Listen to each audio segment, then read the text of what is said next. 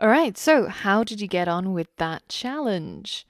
Well, if you manage to style your website to look more or less like what we've got here, then you win. Ding, ding, ding, ding, ding, ding. But if you struggled or if there was anything that was unclear, then I'm going to walk you through the solution so that you can do it along with me. Now, you can see that to turn this into this, there's still a little bit of work that we have to do in terms of styling. And the first thing is to change the call to action section to a different background color. So let's go ahead and do that now. So you can see that we've got this call to action or CTA section, and this is the ID that we can use to target that section. So if we scroll all the way down, but just before the media queries, we can add in a new section called the CTA section. And I'm going to comment it out, and this is our new section.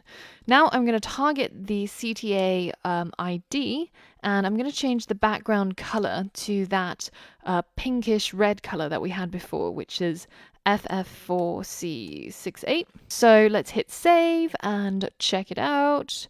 All right, looks good. Now we mentioned previously that whenever our background is colored, we want the text to be white and not black because it doesn't look contrasty enough. So let's go ahead and add some text color, and we're going to make it FFF. And now we have white text instead of black text. Now, currently, our content of the section is pretty much stuck to the left and the top and the bottom, and it's all too squished together. So let's give this section some padding like what we've done for all the previous sections.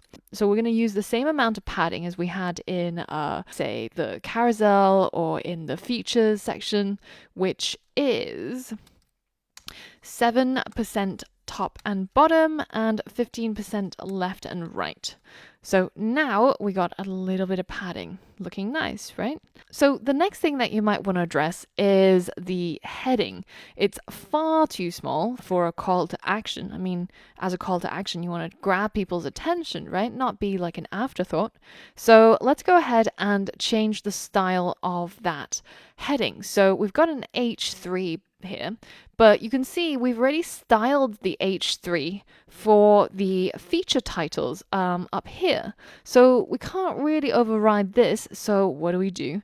Let's give it a custom class. Now the class I'm going to give it is CTA heading, and I'm just going to copy that over to here so that I can target it down here. CTA heading, and remember this is a class, whereas this is an ID. So I know I'm getting repetitive, but it's really important you don't mess this up. All right, so now we've got our CTA heading, and we want to change our font family to probably the heaviest Montserrat that we can find, which is Montserrat Black. And this is the same font as the one that we've got up here as our heading. So Montserrat Black, and also we're going to change the font size to maybe 3.5 rem and the line height to 1.5. So let's hit save, let's refresh, massive call to action. Looks pretty good. So you'll notice that this looks very awkward being left aligned. So let's go ahead and fix that and go into the parent section and change text align inside the parent container to be center. And now we have centered items and centered text. Next, what's the next thing that looks weird? Well, the download buttons look pretty weird. So let's apply some Bootstrap styles. So let's add a class and let's give it the BTN style and then BTN large, then BTN dark. And then we will just simply copy and paste this icon from up here, which is the Apple icon. And we're going to put it over here. And then again, I'm going to copy the Google Play icon.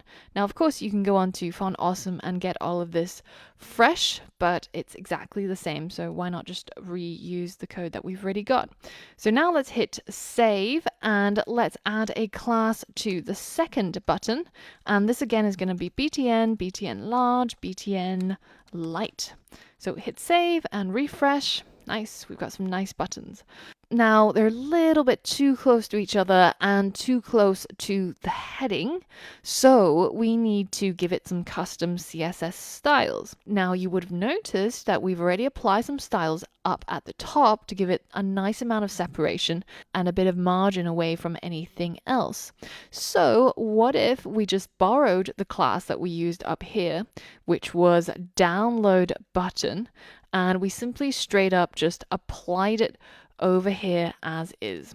Now let's hit save, refresh, and that looks pretty good. So now we're pretty much done with the CTA section. All we have is the footer that's left. So the footer, of course, again needs a whole load of padding, and we're going to use the same amount of padding as we had before to give the content the same amount of separation from the edges. So let's go ahead and check that we've got the footer with an ID called footer. So we can target it down here, and I'm just going to add the footer section comment.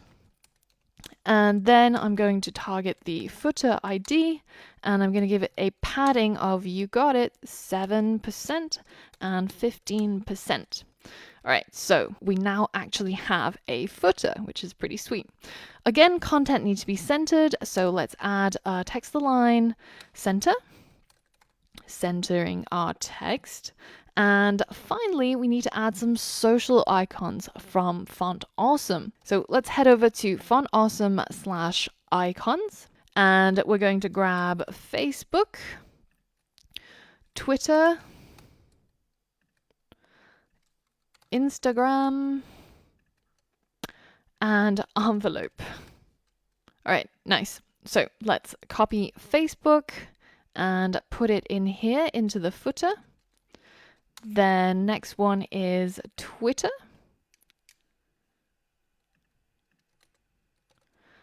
All right, next one is Instagram. And finally, our mailing option. All right, cool. So now let's refresh our website, and we now have icons. Pretty cool. Now, the icons are a little bit too close to each other at the moment, so we need a little bit of margin around each of them just to give it a bit of separation and not look so bunched up, and it'll be difficult to click on individual ones at the moment. So let's give each of these icons another class. So I'm holding down the option button to engage the Sublime like selection, and I'm going to call this social icon. All right. So now I can go into my styles.css and I can target the social icon and give it a margin of, say, 20 pixel top and bottom, 10 pixels left and right. All right, now let's hit refresh, and sweet, we have a footer.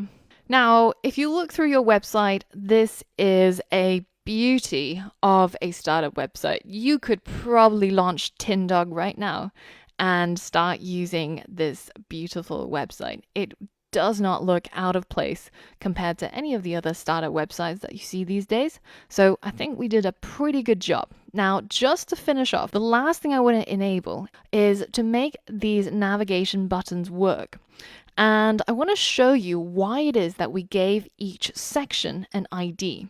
So one of the things that you can do is you can use a href that's not a URL and it's not a page, but it's an ID. So because IDs are unique, then what you can do here in the href for that button, so all the way at the top here, in the button for contact, you see that we left the href for the anchor tag blank.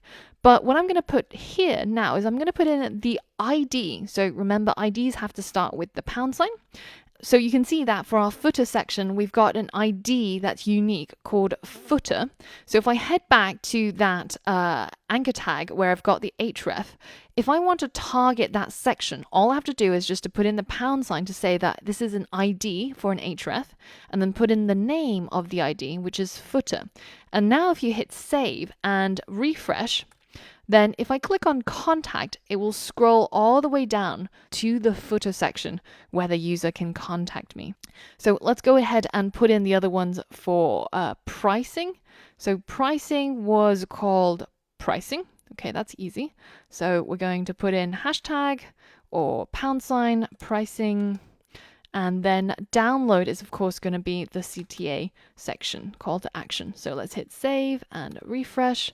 And now if we click on pricing, goes to pricing, download goes to download, and it's pretty cool. So this is one of the reasons why you would want to use IDs sparingly, because they can be really useful when you're trying to set up the navigation of your website. And if you take a look at GitHub and if you scroll through the documentation, you can see that each of their headings have a ID. So if I right click on this and I hit inspect, you can see that this one has an ID of product features. So you can see that this is the URL of the web page. And if you put in that #, which stands for, of course, go to this particular ID, and then you put in the name of the heading, then it navigates you straight there. So this works in the URL level as well as in the href. So that's yet another reason for why sometimes you see people use IDs across their web pages. So in the next lesson, we're going to be tidying up this mess that we've made around here in our CSS file. You might have noticed along the way that there's been a lot of code duplication. And remember that as a programmer, we're always trying to stay dry, right? Do not repeat yourself. So in the next lesson, we're going to look at why we need to refactor our code on a regular basis and what is the best way of doing that in our case. So for all of that and more, I'll see you on the next lesson.